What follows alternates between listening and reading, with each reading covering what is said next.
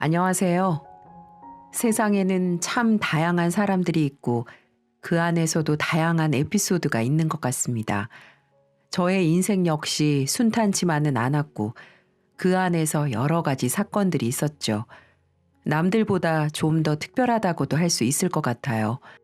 어떻게 보면 너무나 부끄러운 이야기이기도 하지만 한편으로는 저의 사랑스러운 아내와 가족들을 자랑하고 싶은 마음에 이렇게 사연을 적어보게 되었네요. 저는 남들보다는 결혼을 좀 늦게 한 편입니다. 장남이라 장남으로서 우리 가족을 책임져야 한다는 마음이 좀 컸어요. 그래서 대학을 졸업하자마자 악착같이 돈을 벌며 사업까지 이것저것 하다 보니 연애 시기도 결혼 시기도 모두 놓칠 수밖에 없었죠. 그러다가 대학 동기놈이랑 같이 만나 저녁을 먹던 중에 제 동기의 지인을 같은 식당에서 마주치게 되면서 합석을 하게 되었고, 그때 함께 식사한 동기의 지인과 잘 되어 연애까지 하게 되었습니다. 저보다 어린 동생이었기 때문에 처음에는 식사 자리에서 오빠 동생으로 말을 트게 되었고, 그 이후에 서로 이야기가 잘 통하고 유머 코드도 잘 맞아 연락을 주고받게 되다가 연인 사이로 자연스럽게 발전을 하게 되었죠. 제 여자친구는 만나면 만날수록 이 사람 참 진국이구나라는 걸 느끼게 해주었습니다. 평소에 저한테도 지극정성으로 잘했지만 저보다도 저희 부모님께 그렇게 잘했어요. 아주 작은 것 하나도 배려하고 제가 생각지도 못하는 부분들까지 생각하는 모습들을 보면서 속이 참 깊다고 생각했고, 계속해서 만나면서 왜 이 사람이 이렇게까지 속이 깊은 사람이 되었는지 알 수 있었죠. 저희는 서로에 대해 진지한 이야기를 자주 하는 편이었는데 한 번은 여자친구가 저에게 자신의 가정사에 대해 이야기를 했습니다. 오빠, 우리가 가벼운 마음으로 지금 이 만남을 이어가는 건 아니잖아. 그래서 지금부터 내가 좀 어려운 이야기를 하나 하려고 해. 이걸로 내가 상처를 너무 많이 받아서 두려운데 오빠라면 내가 믿고 말할 수 있을 것 같아. 지연아, 다 말해. 나는 언제든 들을 준비 되어 있으니까 걱정하지 말고, 오늘 말하는 게 힘들면 내일 말해도 되고, 내일도 힘들면 네가 괜찮을 때 언제든지 말해. 아니야, 나 지금 말할 수 있을 것 같아. 오빠도 알다시피 내가 고아원에서 나왔잖아. 부모님이 돌아가신 것도 아니고 그냥 버림을 받았는데, 내가 버려졌을 때가 6살 때라 나는 부모님에 대한 많은 기억들을 가지고 있어. 조심스럽게 이야기를 꺼내기 시작한 제 여자친구는 그때부터 정말 가슴 아픈 이야기를 저에게 들려주었습니다. 우리 아빠는 가정폭력범이었던 것 같아. 늘 술만 마시면서 집에 들어와서 하는 일이 엄마를 때리는 거였어. 내가 어릴 때라 완전히 다 기억이 나는 건 아닌데 아직도 선명하게 기억이 나는 건, 한 번은 주방도구 같은 걸로 엄마가 얼굴을 맞았는데 그게 잘못 맞았는지 눈 옆에서 피가 나더라고. 나는 그걸 방구석에서 보고 너무 무서워서 울고 있었고, 그때 아빠는 또 술을 마시러 집을 나가셨던 것 같아. 어린아이가 겪어도 되지 않은 일을 겪으며 힘든 시간을 보낸 이야기를 꺼내며 제 여자친구는 더 충격적인 사실을 꺼내놓았습니다. 근데 있잖아. 내가 아는 보통의 엄마들은 본인은 맞더라도 자식은 보호해주는 게 일반적이잖아. 그때 당시에는 몰랐지만 내가 크면서 보니까 그렇더라고. 근데 우리 엄마는 아니었어. 본인이 맞은 게 너무 억울하다면서 엄마가 당했던 걸 그대로 나에게 행동했고, 나는 온몸에 피멍이 안 드는 날이 없었어. 저는 정말 믿을 수 없는 이야기를 들으며 그 어린아이가 얼마나 힘들었을까 하는 마음이 들어 눈물이 안 날 수가 없었습니다. 그때는 그게 당연한 건 줄 알았어. 엄마가 맞았으니까 나도 맞아야 하는 건가 보다. 참 웃기지. 근데 우리 엄마는 참 끝까지 나한테 나쁜 사람이었다?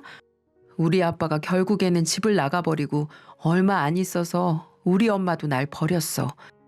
아빠가 집을 나가 몇 달 뒤에 내 손을 잡고 직접 고아원으로 날 데리고 가더니 이제부터는 부모 없다고 생각하고 너 알아서 살라며 버리고 가더라고. 그래서 그때부터 난 혼자였고 고아원에서 지내게 된 거야. 지연아, 그동안 너 어떻게 살았던 거야, 대체? 그 어린 나이에. 나 진짜 힘들었어, 오빠. 근데 이걸 내가 그동안 만났던 사람들에게 이야기하면 나한테도 우리 부모님의 성향이 있을지 모른다며 날 다 떠나가더라고. 그게 나한테는 가장 힘든 일이었어. 나는 내 꿈이 행복한 가정을 이루는 거였는데 내가 너무 큰 꿈을 기대한 걸까? 아니야. 아니야, 지연아. 왜 그게 큰 꿈이야? 이제 나랑 네 꿈 이루자. 내가 너 평생 행복하게 해줄게. 좋은 아빠로, 좋은 남편으로 평생 너 책임질게, 내가. 고마워, 오빠. 정말 고마워. 나 진짜 행복해지고 싶어. 그날 저는 제 여자친구를 안아주면서 말로만이 아닌 정말로 그녀를 세상에서 가장 행복한 사람으로 만들어줘야겠다는 다짐을 하게 되었습니다. 그래서 그 이야기를 듣고 나서는 속사포로 결혼을 진행해 저희는 식을 올리게 되었죠. 결혼 이후 저희는 정말 저와 제 아내가 꿈꿔왔던 행복한 가정을 이루고 있었어요. 아내와 저는 서로를 아껴주며 잘 지내고 있었고 결혼 전에 시작했던 반도체 장비 사업이 잘 되어 승승장구하며 올라가고 있었거든요. 그땐 정말 남부러울 것 없이 행복한 시간만을 보내고 있었어요. 하지만 딱 한 가지가 고민이었습니다. 오빠, 내가 이제 나이가 좀 있어서 그런지 임신이 쉽지 않아서 좀 고민이야. 오빠 닮은 아이 낳고 싶은데. 지연아, 너무 고민하지 말자. 병원에서도 쉽지 않아서 그렇지 충분히 자연 임신 가능하니까 좀 더 노력하라고 했잖아. 우리가 서로 노력하면 돼. 오히려 조급해하면 더 힘들어질 거야. 알았어. 우리 계속 노력해보자. 아내는 30대 중반이었고 저는 후반대였기 때문에 둘 다 적지 않은 나이로 임신이 바로 되지 않아 고민하고 있었어요. 저도 늘 외로움이 많은 아내를 위해 아이를 빨리 가지고 싶었지만 그게 마음처럼 되지 않아 솔직히 걱정이 되고 있었습니다. 그래도 그걸 내색하게 되면 아내가 더 힘들어할 것 같아 오히려 늘 다독여주고 있었어요. 그렇게 하루하루 서로를 생각하고 위해주며 살아가던 중 저에게 너무나 어려운 현실이 닥치고 말았습니다. 대표님, 이번 건 계약 따내기 어려울 것 같은데요? 뭐? 그게 무슨 소리야? 우리가 여기에 쏟은 게 얼만데? 그게 얼마 전에 다른 업체에서 그쪽이랑 컨택을 한 것 같은데 마음이 그쪽으로 이미 돌아선 것 같다는 소문이 좀 돌더라고요. 말도 안 돼. 절대 안 돼. 무슨 일 있어도 거기 계약 따내야 돼. 알잖아, 김 대리도. 우리가 여기 얼마나 많은 돈을 투자했는지. 알죠. 잘 알죠. 저희 쪽에서도 최대한 무슨 수를 좀 써보겠습니다. 직원에게서 안 좋은 소식을 전해 듣고 백방으로 뛰어다니며 노력을 했지만 결국에는 경쟁업체에 밀려 계약을 따내지 못했고 저는 큰 손해와 함께 어려움을 겪게 되었어요. 상당히 큰 계약건으로 저희 회사에서 취급하는 반도체 장비를 상대 회사에다 납품해주기 위해 외국에서 무리해 물건을 좀 들여왔었는데 그게 무산으로 넘어가게 되면서 큰 빚을 지게 되었습니다. 그때부터는 사업 빚에 대한 이자와 함께 직원들에게 줄 월급도 없어 대출을 있는 대로 다 받기 시작했고 그 안에는 저의 아내 이름과 집 담보, 부모님의 명의까지 다 이용해 대출을 받게 되었어요. 남동생을 제외하고는 온 가족을 빚더미로 나앉게 했고 저는 그렇게 했음에도 불구하고 결국에는 사업이 부도가 나면서 망하게 되기 시작했죠. 그러면서 걷잡을 수 없이 무너져 내려갔습니다. 제가 우리 가족을 망쳤다는 사실이 너무나도 끔찍하고 힘들어 매일매일을 술을 마셔댔어요. 저희 아내는 그런 제 모습을 보면서 정신 차리라고 화도 내고 달래도 보고 정신 차리게끔 했지만 저는 한번 무너져버린 마음을 다시 잡는 게 쉽지 않았습니다. 그 사이 아내는 우리 부부의 빚과 부모님의 빚을 책임지기 위해 낮에는 회사를 다니고 밤에는 식당에서 일을 하며 악착같이 돈을 벌어대기 시작했어요. 그렇게 노력하는 아내의 모습을 보면서도 저는 오히려 더 깊은 절망감에 빠져 수리 없이는 살 수 없는 폐인의 모습이 되어버렸죠. 하루하루 힘든 생활에 안 그래도 작은 체구가 더 말라가는 모습을 보면서 제가 그녀를 떠나야지만 그녀가 행복할 수 있을 거라는 판단을 했습니다. 그리고 사실 가장으로서의 가치를 잃어버린 제 자신이 너무나도 싫고 부끄러워 더는 함께 살 수도 없었어요. 그래서 아내에게 무작정 이혼을 요구했습니다. 우리 이혼하자. 갑자기 이혼이라니 그게 무슨 말이야? 말 그대로야. 우리 이혼해. 나 더 이상 너랑 못 살겠어. 갑자기 왜 그러는 건데? 내가 싫어지기라도 한 거야? 그런 거 아니야. 그냥 이 생활이 지긋지긋해. 나 더 이상 널 책임질 수도 없고 책임질 마음도 없어. 나 때문에 너 그렇게 사는 꼴 나 진짜 보기 힘들어 죽겠으니까 우리 이혼해. 그런 거면 나 괜찮아. 오빠는 지금처럼만 살아. 그냥 내 옆에만 있어주면 돼. 난 내가 돈 벌고 빚 갚을 때까지만 좀 고생하면 되는 거잖아. 나 이혼하기 싫어. 절대 싫어. 그만해 제발. 나는 이제 네가 정말 끔찍하게 부담스럽단 말이야. 이혼 안 해주면 죽어버릴 거야. 그러니까 당장 이혼해. 그리고 네가 할 길 가버려. 나쁜 새끼. 너는 진짜 나쁜 놈이야. 쓰레기라고. 그래, 나 쓰레기야. 그러니까 나 같은 놈 버리고 딴 새끼 만나서 살라고. 저는 그 길로 집을 나와버렸고 아내의 명의로 되어 있는 집과 부모님의 빚에 대해서는 무책임하게 내버려 둔 채 제 명의로 받은 대출빚만 지고는 혼자 독수공방하며 신용불량자로 살아갔어요. 저는 부모님도 찾아가지 않고 모든 주변 지인들과 인연을 끊고는 철저하게 혼자 살아가고 있었습니다. 하루하루 외로움과 그리움에 사무치면서도 다시 용기 내어 세상으로 나갈 자신이 없었어요. 그래서 전국을 뛰며 일하는 일용직 막노동을 하면서 하루하루 생계만 겨우 유지하고 있었고 한 달에 내야 하는 어마어마한 빚만 메꿔가며 언제 풀릴지 모를 신용불량자로서의 삶을 유지하고 있었어요. 그렇게 한 3년을 살았을까요? 그냥저냥 하루 벌어 하루 먹고 사는 삶에 익숙해져 지내면서 여수에 일이 있어 가게 되었습니다. 여수 펜션공사로 좀 큰 공사가 진행되고 있었고 저는 그곳에서 일을 하면서 지내고 있었죠. 하지만 세상 참 좁다는 말 실감하게 되는 일을 겪게 되었네요. 그날따라 일이 너무 힘들어 같이 일하는 인부들과 함께 낭만포차로 술을 한 잔씩 하러 발걸음을 옮기고 있었어요. 터덜터덜 지친 하루를 보내고 걷고 있던 와중에 저는 뒤로 넘어갈 만큼 놀라며 걸음을 멈출 수밖에 없었죠. 한쪽에서 제 아내의 모습이 보였기 때문이에요. 너무나도 행복하게 웃고 있는 아내의 모습을 보면서 순간 어느새 잊고 지냈던 그리움으로 가슴에서 뜨거운 눈물이 흘러나오려던 찰나 저는 모든 감정이 분노로 바뀌며 그쪽을 향해 쿵쿵 달려가게 되었습니다.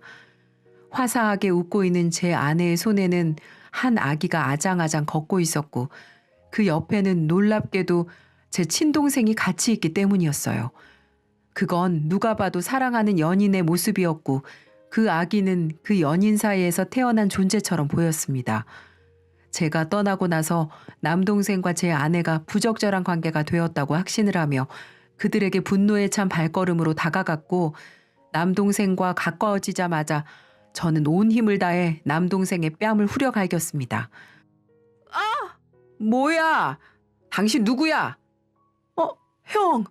형이야? 정말 성철 형이야? 저는 분노를 가득 채워 뺨을 날렸고 그 길로 뒤로 넘어가 버린 동생은 처음에는 갑작스러운 상황에 흥분했다가 저를 알아보고는 맞은 것도 새까맣게 잊은 채 저를 반가워하기 시작하더라고요. 마치 이상가족 상봉하듯 저를 껴안고 난리를 치기 시작했죠. 그리고 그 옆에 있던 아내는 저를 보고 너무 놀랐는지 아무 말도 하지 못하고 입을 막고는 눈물만 하염없이 흘리고 있었습니다. 형, 왜 이제 왔어? 어떻게 온 거야 여기는? 저는 이 모든 상황이 이해가 되지 않아 저에게 계속해서 말을 걸어오는 남동생에게 답을 해줄 수가 없었어요. 왜 이렇게 날 반가워하는 건가 싶어 저는 순간 멍 때리다가 정신을 차리고는 따지기 시작했어요. 뭐야 이 새끼야? 너 지금 이 상황에서 그게 나한테 할 소리야? 어떻게 된 거야? 왜 네가 지연이랑 같이 있어? 이 애는 뭐야? 네가 그러고도 인간이야? 어떻게 뺏어갈 게 없어서 네 형수를 넘봐? 무슨 소리야 형? 도대체 무슨 생각을 하고 있는 거야? 그런 거 아니야. 이 아이 내 조카야. 내 하나밖에 없는 조카고 형 딸이라고. 저는 동생이 하는 소리를 듣고는 모든 사고 회로가 멈췄습니다. 분명히 저희가 이혼할 때까지는 임신 소식이 없었거든요. 그게 무슨 개소리야? 지연이는 임신한 적이 없는데. 오빠 그만해. 이 아이 오빠 아이 맞아. 우리 딸이라고. 지연아. 한쪽에서 아이의 손을 꼭 잡은 채 하염없이 울고만 있던 제 전부인은 그제서야 저에게 말을 걸어왔고 믿을 수 없게도 본인이 현재 손을 잡고 있는 아이의 존재가 저의 딸이라고 말을 해주더군요. 이럴 게 아니라 형, 어디 가서 얘기 좀 해. 내가 다 설명해 줄게. 제 동생은 이대로는 안 되겠는지 상황을 정리하면서 장소를 옮기자고 제안했습니다. 저는 갑작스러운 상황에 정신이 없었지만 일단은 동생과 지연이를 따라 근처에 있는 카페로 들어갔어요. 형, 내 말 지금부터 잘 들어. 그동안 있었던 일 내가 전부 다 설명해 줄게. 형수나 형이나 지금 상황이 너무 당황스럽고 힘든 것 같으니까 내가 다 설명해 줄게. 동생의 말대로 저와 아내는 서로 무언가를 이야기할 수 있는 정신이 아니었습니다. 이때는 듣는 것만 해도 정말 벅차는 시간들이었거든요. 저는 애써 정신을 차리고 동생의 말에 귀를 기울였고 모든 이야기를 다 듣고 나서는 그 자리에서 오열을 할 수밖에 없었어요. 형이 그렇게 나도 부모님도 형수도 다 버리고 도망가 버리고 나서 내가 형수를 찾아갔었어. 솔직히 처음에는 형 찾아다니고 충격받은 부모님 보살피고 하느라 형수 신경도 못 썼어. 어차피 이혼했으니까 형수 갈 길 가서 잘 살고 있겠지라고 생각했거든. 근데 그래도 가족이었으니까 또 형이 좋게 떠난 것도 아니고 해서 잘 지내고 계시나 궁금한 마음에 찾아갔지. 근데 임신을 했더라고. 너무 놀라서 물었지. 어떻게 된 거냐고. 근데 형수도 형이랑 이혼하고 나서 알았던 거지. 본인이 임신한 상태였다는 걸. 그래서 나도 백방으로 형 찾아보려고 노력했는데 핸드폰 번호도 바꿔버리고 잠적한 사람을 어떻게 찾아내겠어. 결국에는 형수가 태교하고 아이 출산할 때까지 부모님이랑 내가 돌봐드렸어. 형이 떠넘기고 간 빚 때문에 형수는 일도 계속할 수밖에 없었고 나도 일 투잡 뛰면서 부모님 빚에 형수 빚에 계속 같이 갚아나갔고 저는 동생의 말이 들려올 때마다 눈물이 앞을 가려 눈을 뜰 수가 없었습니다. 형수는 형 돌아올 거라고 하면서 그 집 어떻게든 지키려고 했는데 우리가 반대했어. 그거 어차피 담보 잡힌 거 빨리 해결해서 빚 얼마라도 청산하고 부모님 집 근처에다가 집 하나 작게 구해서 아이랑 잘 지내는 게 더 중요했으니까. 그래서 어쩔 수 없이 그 집도 다 팔아넘기고 지금은 부모님 집 근처에서 형 딸이랑 형수랑 둘이 지내고 있고. 형수 그동안 고생 많이 했어. 나나 부모님이 많이 도와주긴 했어도 그래도 엄마 혼자 애 키우는 게 쉬운 일이 아니잖아. 근데 그 와중에도 우리 부모님이 본인 부모님이라면서 형수 시부모 되는 우리 엄마 아빠한테도 얼마나 잘했는지 몰라.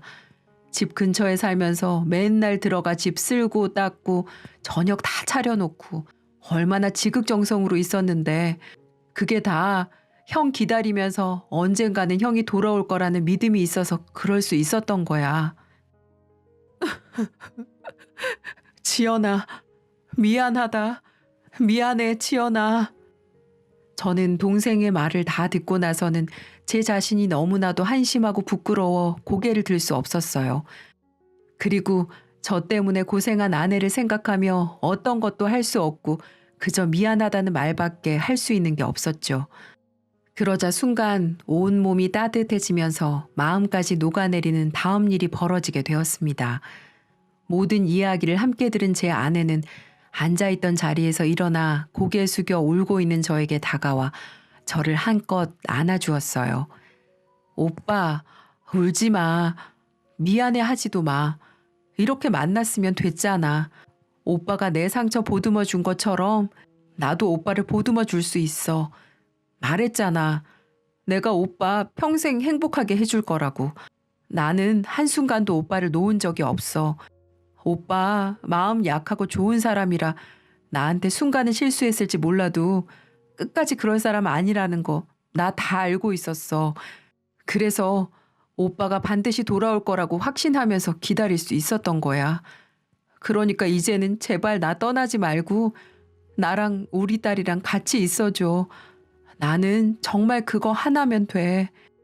놀랍게도 저를 원망하며 뺨을 후려갈겨도 부족한 저에게 제 아내는 오히려 제가 아내의 상처를 듣고 나서 안아주었던 것처럼 저의 한껏 움츠려진 어깨를 세게 끌어안아 주었습니다. 그동안 힘들었던 모든 시간들이 주마등처럼 흘러가면서 제 한심한 모습을 반성하게 되었어요. 그리고 든든한 등대처럼 저를 기다려준 그녀가 너무나도 고마웠고요. 감격적인 재회를 통해서 저는 다시 그들에게 돌아가기로 마음먹게 되었습니다. 저로 인해 힘든 삶을 산 그들을 다시 책임져야겠다는 힘이 마구마구 생겨나게 되었거든요. 그 모든 것은 저를 향한 아내의 변함없는 사랑 덕분이었어요. 아내가 저에게 희생과 사랑을 아낌없이 주었기 때문에 제가 다시 어둠을 이기고 일어날 수 있었던 거였어요. 그리고 그 외에도 저는 그날 놀라운 사실들을 더 많이 알게 되었습니다.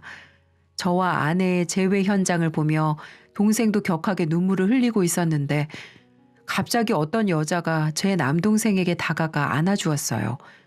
누군가 싶어 쳐다보니 동생이 저에게 자신의 아내라고 소개를 하더군요. 형, 인사해. 내 아내야. 3년 전에 형이 도망가기 전에 만나곤 있었는데 그 이후에 결혼하게 되면서 지금은 내 와이프가 되었네. 놀랍게도 동생도 그 사이에 결혼을 한 상태였고 동생의 와이프도 착한 사람이었기 때문에 동생에게 자신이 모아온 돈을 보내 우리 집안의 빚을 갚는 데 큰 도움을 주었고 제 부모님과 제 아내까지 같이 보살피며 저의 아내와는 서로 친자매처럼 지내고 있는 상황이었습니다. 모든 것이 저만 빼고 정말 행복한 삶을 살고 있는 듯 했죠. 형, 이럴 게 아니라 우리 부모님한테 가자. 올해 우리 아버지 칠순이셨어. 그래서 축하해드릴 겸 해서 가족 여행 온 거야. 형 만나기 전까지 계속 같이 있다가 피곤하시다고 숙소로 들어가셨어. 내 와이프는 근처에 화장실 갔다가 내가 카페로 옮겼다고 하니까 나중에 오는 바람에 우리 대화 끝날 때까지 다른 자리에서 상황 지켜보다가 이렇게 다가온 거고. 저는 한꺼번에 쏟아지는 이 일이 다 놀랄만한 일인지라 정신을 차릴 수가 없었어요. 하지만 불효를 크게 했기 때문에 부모님을 얼른 찾아가서 용서를 구해야 할 것 같아 동생 부부와 아내와 저의 딸과 함께 숙소로 이동을 했습니다. 그리고 그 안에서 또 한 번의 감격적인 재회를 했죠. 아이고, 이게 무슨 일이야? 이게 누구야? 이게 누구야? 정말 내 아들 맞아? 내 큰아들 맞는 거야? 숙소로 들어가자마자 보이는 제 얼굴에 어머니는 눈물을 흘리며 저를 끌어안기 시작했고 아버지도 함께 다가와 눈물을 흘리며 저희는 서로를 마음껏 안아주었습니다. 한참을 끌어안고 있다가 셋이 제대로 얼굴을 보며 이야기를 시작할 때 평소 무뚝뚝하셨던 아버지가 눈물을 또다시 뚝뚝 흘리며 말씀하셨습니다. 그리고는 아내에게 위로받았던 것과는 또 다른 차원의 큰 위로와 감동을 받게 되었어요. 성철아, 실패해도 된다. 얼마든지 넘어져도 돼. 얼마든지 무너져라. 그럼 우리가 또 일으켜주마. 그러라고 가족이 있는 거야. 그러라고 부모가 있는 거다. 아버지의 이 한마디에 저는 수도꼭지처럼 눈물을 흘릴 수밖에 없었습니다. 정말 그동안의 고생들이 다 한순간에 녹는 듯 했거든요. 어머니, 아버지, 정말 죄송합니다. 이 불효자식을 용서하세요. 다시는 이런 일 벌이지 않겠습니다. 부모님 가슴에 대못 박는 일 없도록 하겠습니다. 됐다. 됐어, 내 아들. 이렇게 살아있으면 된 거야. 이렇게 다시 와줬으면 된 거야. 앞으로 그러지 않으면 돼. 그러면 된 거다. 아이고, 내 새끼. 그동안 얼마나 고생을 했으면 그 좋던 얼굴이 다 상했어. 괜찮습니다, 어머니. 저 이제 정말 괜찮아요. 이제 다시 사람답게 살아보겠습니다. 그래, 그래, 그러면 돼. 저는 그렇게 부모님께 제 다짐을 말씀드리고는 그동안 못했던 효도에 대해 사죄하는 마음으로 큰 절을 올려드렸습니다. 제 옆에서는 아내도 함께 큰 절을 드렸고 부모님은 제 아내처럼 한순간에 저를 받아들여 주셨습니다. 저희는 그날로 모든 감격적인 재회를 마치게 되었어요. 그 뒤로 저는 아내와 다시 혼인신고를 했고 저는 신용회복을 신청해 현재는 하나하나 빚을 해결해 나가고 있습니다. 다시 직장도 구해 취직도 했고 밤에는 대리운전을 하면서 우리 가족을 책임지기 위해 노력하고 있습니다. 놀랍게도 딸은 아내가 매일 제 사진을 보여주며 아빠라고 알려주었기 때문에 처음에는 어색해하다가 금세 저를 아빠로 받아들여 주었고 지금은 누구보다도 애교쟁이 딸로서 잘 커나가고 있어요. 인생을 살면서 제 아픔을 보듬어주고 실패를 다시 세워주는 사람을 만나기란 쉽지 않은데 저는 이 어마어마한 복을 받은 사람입니다. 그래서 앞으로 우리 가족을 위해 최선을 다해서 살 생각이고요. 사랑하는 지연아, 그리고 예쁜 우리 딸 미소, 이 아빠가 평생 행복하게 해줄게. 사랑해. 감사합니다.